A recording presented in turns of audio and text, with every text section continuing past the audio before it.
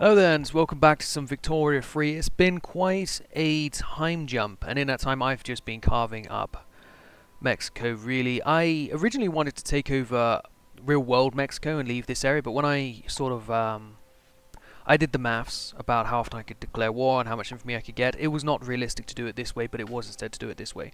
So I'm finishing off this by taking California. That has buffed up my infamy quite high, so I was not able to try and go for somewhere else. But I'm hoping that towards the end of the game I can maybe do one more war and then another big mega war where I don't have to see the consequences of my actions, and I will have all of this area taken over. Apart from that, not much otherwise expansion. I lost Johor.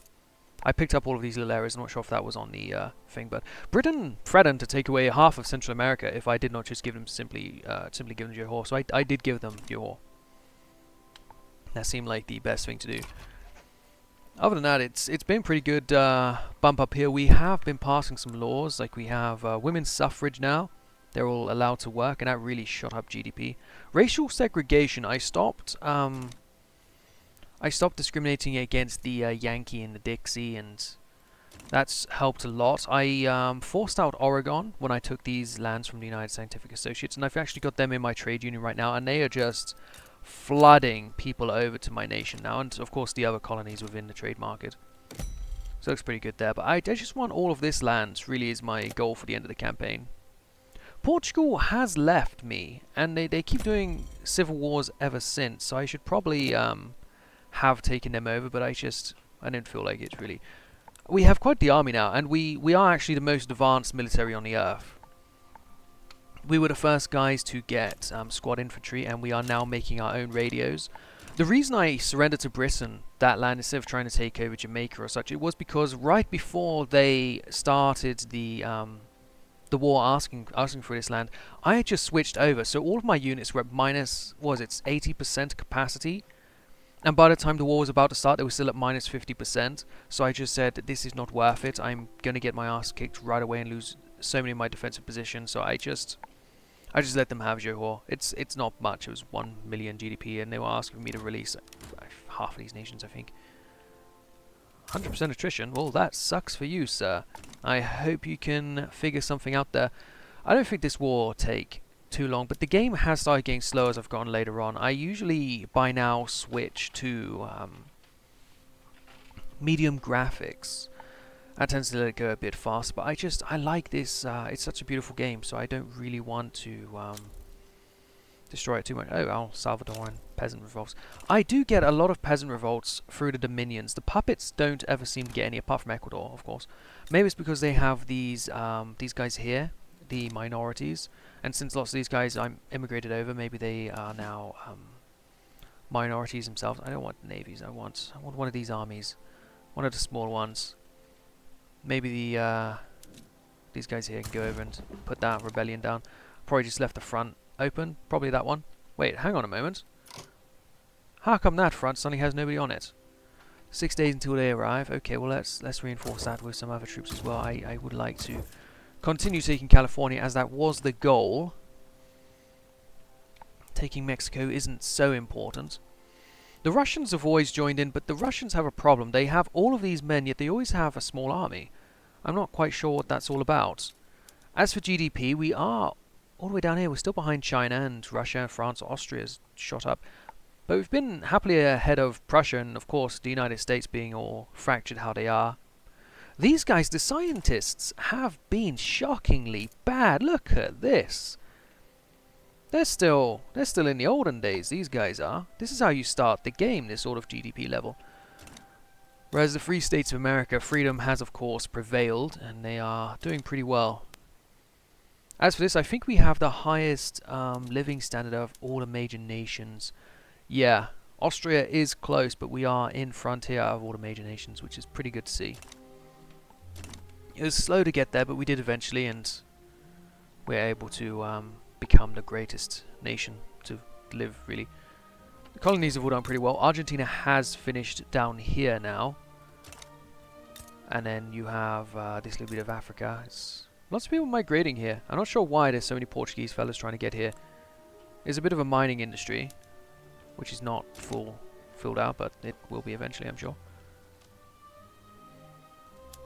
But otherwise, yes, we're just trying to take over California here, and then I think I should have time in the remaining of the game to take 2 big swaths of Mexico.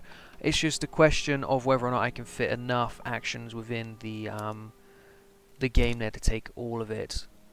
I could maybe try and puppet the whole thing, but that's not what we're going after here. I want this all to say Spain. It might say Spanish market.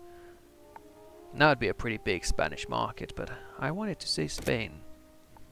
I want to reclaim the getaway colonies, really, is what I was trying to do here. I think we've still done a pretty good job. So I was rebuilding the empire there.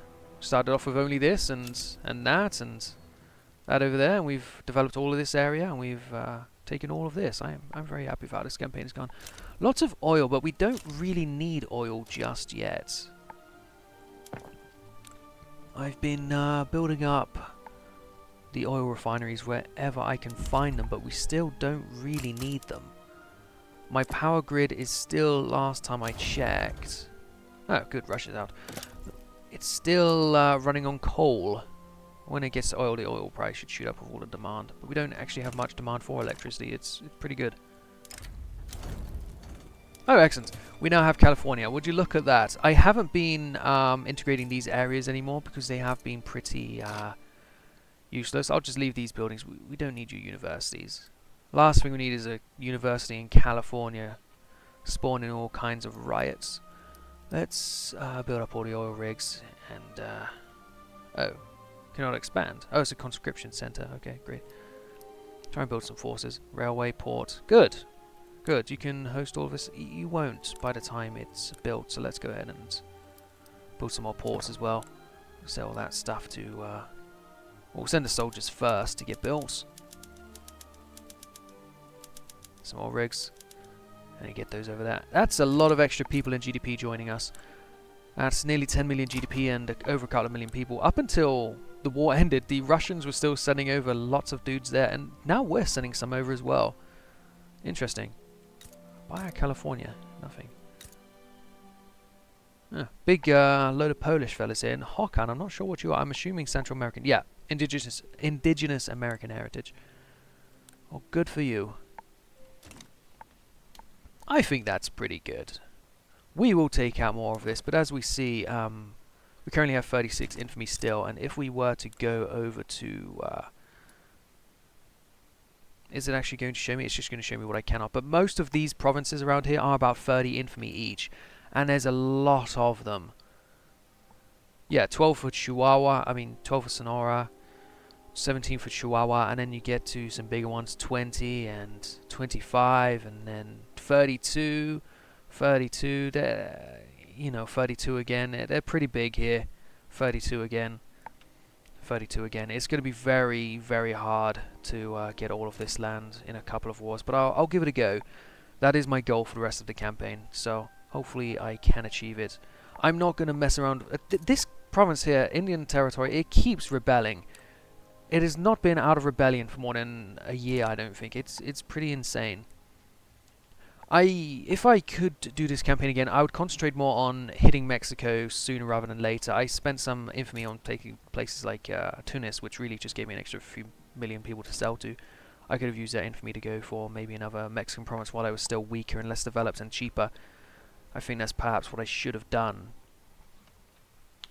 Also, I didn't really need to take a little bit of Japan, but it's nice. I like these sort of things I've been doing with this campaign, so I'm not going to be all unhappy about it. It's been very fun. It's just not quite as I'm not as quite into Mexico as I would have hoped for. These rebellions are quite whack-a-mole as well. They never seem to stop. But that'll do for this that'll do for this video here. I just wanted to do another showcase because it has been quite a while, but I've just been trying to eat up into Mexican America here, and as we continue, we'll try to get down into Mexico. So thank you again for watching. I hope you're enjoying this campaign. This is the 10th episode, so it's gone on for quite a while. I hope a few people have watched it. It's been a long time since I've been doing continuous content on the channel. I haven't had much time, or my Wi-Fi was always capped with the satellite, but now it's not. So hopefully I get a good response to this campaign and I can go ahead and record some more. So thank you again for watching. See you next time. Goodbye.